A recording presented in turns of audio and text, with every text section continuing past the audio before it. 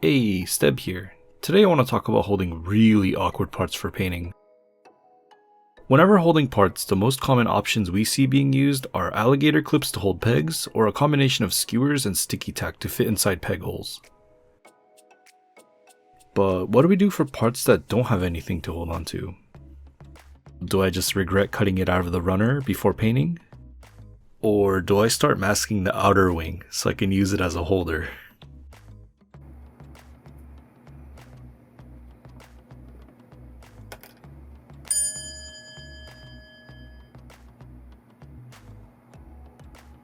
Nah, I am not doing that. So what I'm actually going to do is make use of runners and super glue to add something that the clips can hold on to. For this part, I'm going to use the tag portion of the runner since it's long and it's similar in width. Also, before gluing, I usually rough up the surface of the runner piece to help give the glue better grip.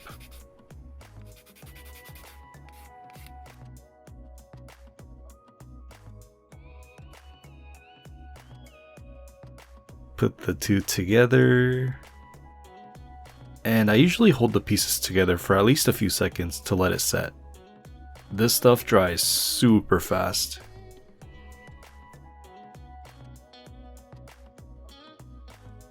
And just like that, it's ready to paint.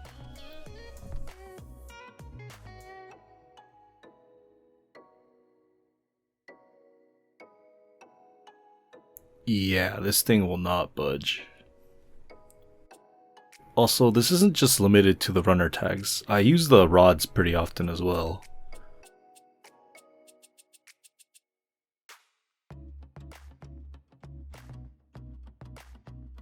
And I think this method is especially useful for people who scratch build or remove seam lines. There are times when the parts we make or modify don't have places for the clips to hold on to. For example, I made these two propellant tanks for my high-grade Baú. I made these with the intention of gluing them on the kit after painting, so they actually don't have any holes or pegs. Also, most of the part is very visible, so I don't have much surface area to work with. And that's when the runner method really shines. I can solidly hold the part wherever I want at pinpoint accuracy. And just to show how comfortably I can paint this propellant tank now, I'm going to start painting the first layer.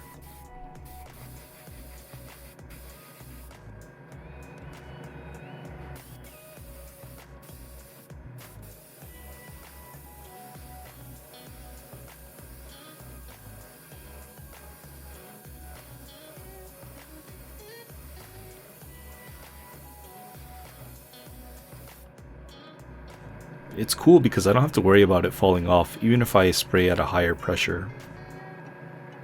And this here is the Baú's cockpit that I removed the seam line on. I glued a runner tag in the really narrow space to help the clip hold.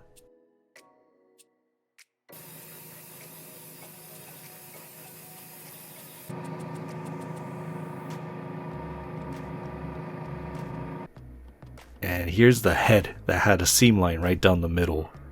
This one also was a little bit hard to grab onto, so I used the long runner rod for this one.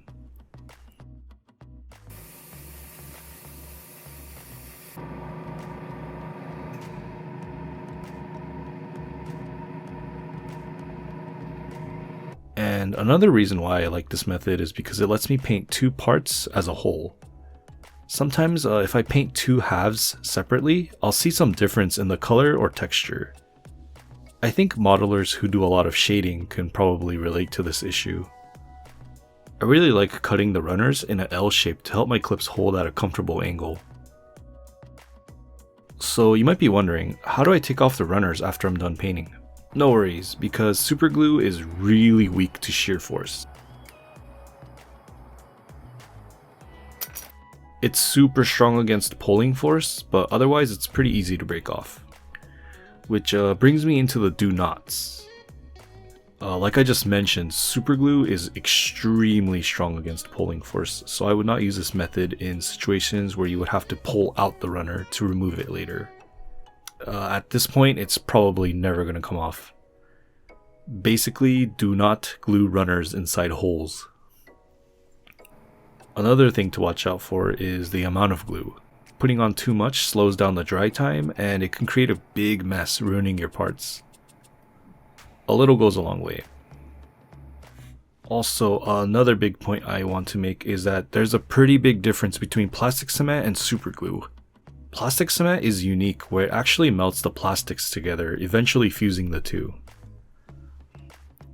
I personally don't recommend using plastic cement for this method because removing the runner later can be really troublesome. Depending on factors like the size of the parts and the surface area of where the adhesion occurred, trying to remove the runner from the parts can cause breakage or cracks.